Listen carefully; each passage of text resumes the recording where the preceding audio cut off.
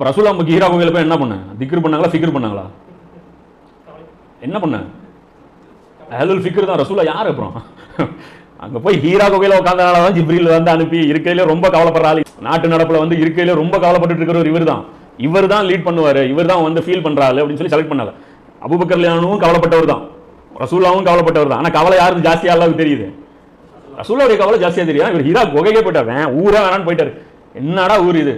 அவருக்கு ஏன் கவலை வந்துச்சுன்னா, சிரியாவுக்கு அவங்க வியாபாரத்துக்கு போகிறேன். நபி ஸல்லல்லாஹு அலைஹி வஸல்லம் சும்மா கவலை வரலைங்க, ஏதோ உட்காந்து சிலை வழிபாடு நடந்துட்டு இருக்கலாம் கவலைப்படல. அவர் கவலைப்பட்ட விஷயம் வேற. அவர் போய் பார்க்குறாரு, இந்த பகுதி இவ்வளோ செழிப்பாக இருக்குது, இந்த பகுதி இவ்வளோ காஞ்சி போய் கிடக்கு, என்னடா இது ஒரு மிஸ்பேலன்ஸ் இருக்கே, இது ஏன் இப்படி இருக்குது? இங்கே அவன் பிறந்தான், அங்கே அவன் பிறந்தான், வேற எதுவுமே கிடையாது, ஏன் மிஸ்பேலன்ஸ் இருக்குது? அதான் அவங்க பார்க்குறாங்க. பார்த்துட்டு இது எதாவது பண்ண முடியுமா? இதுக்கு ஏற்பாடு இல்லையா? அல்லா தான் என்னையும் நம்ம இங்கே இருக்கிற மக்களையும் படைச்சிருக்கான், அல்லா தான் அந்த மக்களையும் படைச்சிருக்கான்.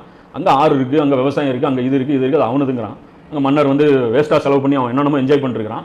இங்கே இருக்கிற மக்களுக்கு அடிப்படை தேவைகளே கிடைக்க மாட்டேங்குது. ரெண்டையும் உட்காந்து அங்கே போய் சொல்யூஷன் போய் தேடுறாங்க. அவங்க தேடின சொல்யூஷன் இது. நான் சொல்லுவேன் அவங்க இல்லைம்பாங்க, உணர்றவங்களுக்கு உணர முடியும் என்ன சொல்யூஷன் அவங்க தேடினாங்கிறது. அப்போ அவங்களால முடிஞ்ச அந்த எஃபர்ட்டும் போட்டுகிட்டே இருந்தாங்க. முடிஞ்சா ஒரு ஏழையை வந்து அரவணைக்கிறது, முடிஞ்சா ஒருத்தனை வந்து விடுதலை செய்கிறது. ஸைத் பின் ஹாரிஸா வந்து எப்போ வந்து அவங்க இது பண்ணியிருந்தாங்க? இஸ்லாத்துக்கு முன்னாடி தானே நல்ல விதமாக நடத்தினாங்க. இரக்கம் காட்டுறது, அந்த சலுகை காட்டுறது, இதெல்லாம் அவங்க செஞ்சுட்டே இருந்தாங்க. ஒரு பக்கம் ஊருக்கும் சேர்த்து கவலைப்பட்டுக்கிட்டே இருந்தாங்க.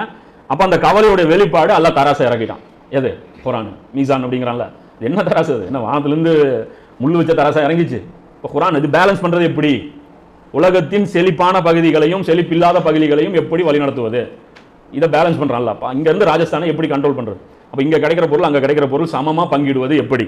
இதுதான் அல்லாஹ் வந்து கற்றுக் கொடுத்து அந்த மீசான் இறக்கி, அந்த ஒரு சிஸ்டம் இறக்கி, அதில் இருக்கக்கூடிய அனைத்து துறைகளையும் விலைக்கு. அதனால தான் இருக்கிறதுல எங்கே செலக்ட் பண்ண ஆளை இருக்கையில் பஞ்சமான பகுதியிலேருந்து செலக்ட் பண்ணும்.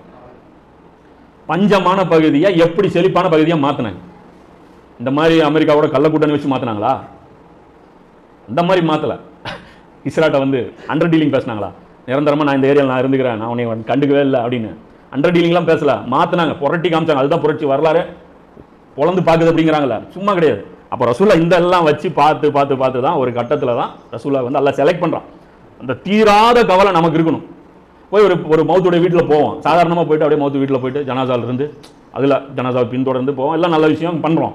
அதுக்கப்புறம் கீராத் நன்மை கிடைக்கும், வந்துடுவோம். அந்த இடத்துல நமக்கு என்னென்ன சிந்தனை வரணும்? ஒரு உயிர் போயிருக்கு, அந்த குடும்பம் எப்படி ரன் ஆகும், அதை தாண்டி யோசிக்கணுங்க. அப்படி யார் யோசிக்கிறானோ அவனுக்கு தான் இல்மு. எரும மாட்டில் மழை பெஞ்ச மாதிரி நாம் வந்து சாப்பிட்டு நாம் வந்து என்ஜாயாக ஒரு வாழ்க்கையை வாழ்ந்துட்டு யாருடைய வலியும் உள்ளத்தில் இறக்கலன்னு வைங்க, ஒன்றும் கிடையாது. போதும் தொழுகைகளை